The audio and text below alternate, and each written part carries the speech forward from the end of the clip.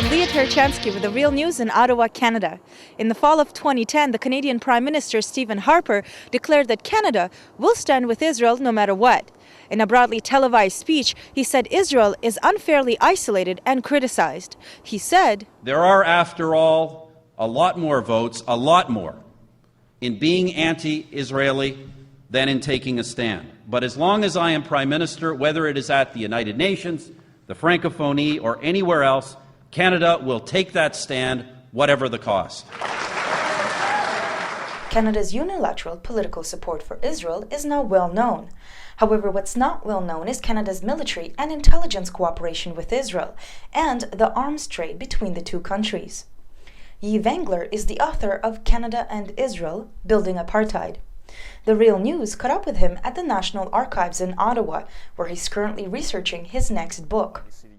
The multi-billion-dollar U.S. support is of more consequence than Canadian support, but the Stephen Harper government has gone out of its way to orient Canadian foreign policy as much as possible in a direction that's supportive of Israeli policy, and you see that both on a regional level and vis-a-vis the Palestinians. Canadian military support for Israel is expressed in three major ways.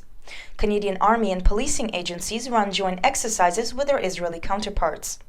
The government invests pension funds in companies that supply weapons to Israel.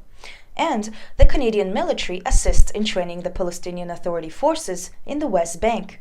As part of its political alignment with Israel, Canada was the first country to cut all ties with the political party after it was elected in Gaza in 2006. At the same time, Canada strongly supports the more pro-Western Palestinian Authority. It's about supporting a Palestinian Authority in the West Bank that has no electoral mandate. This electoral mandate ran out 2 years ago, and it's being used to control the population, and it's received most of a $300 million 5-year aid program, and we use the aid as a tool to weaken, to sow division within Palestinian society.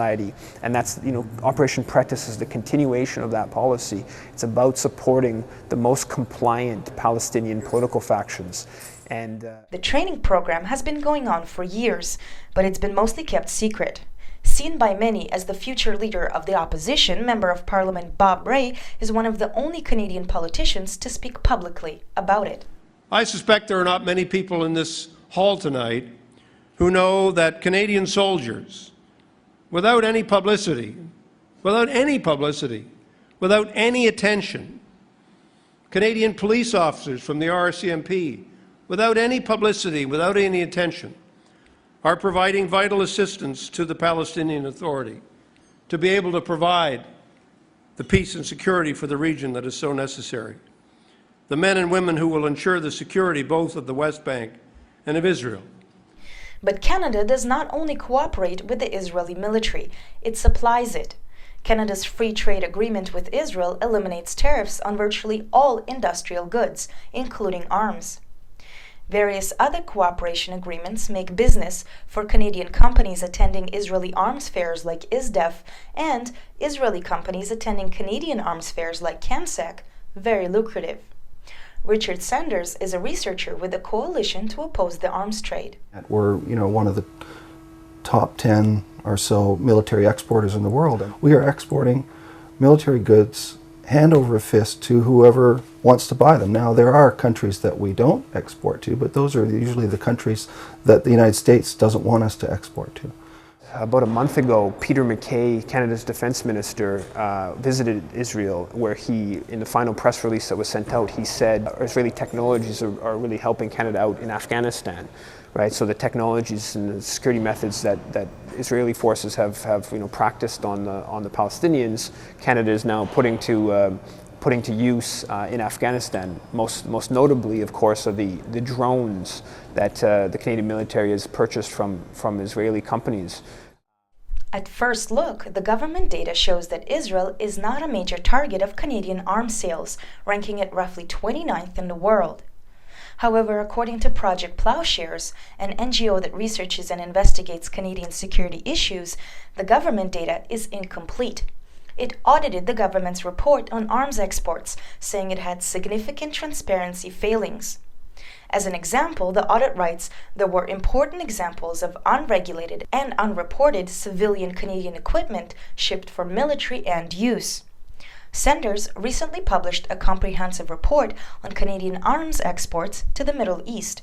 He agrees there are major flaws in the way the government reports on military exports. Canada sold helicopters to the Colombian Air Force, and they did not show up in the Foreign Affairs annual reports of military exports because they didn't have any weapons attached to the helicopters. So in my research, I found about 175 or 200 Canadian military-related companies that report that they have export experience with Israel, or that they are actively pursuing exports to Israel.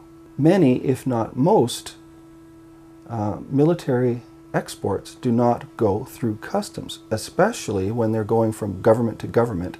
So we don't really know what the extent of this military export, what level this military export is at. The major categories of military equipment that Canada sells to Israel are high-tech electronic components. Another major category is components for tanks and armored vehicles. While the Harper government may be solidifying favorable relations between Canada and Israel, as at least the arms trade shows, the cooperation goes back decades. In 2009, Israeli Foreign Minister Avigdor Lieberman visited Canada. In an interview with the Jewish Tribune, he said Canada is so friendly that there was no need to convince or explain anything to anyone. We need allies like this in the international arena. For The Real News, I'm Leah Tarachansky in Ottawa.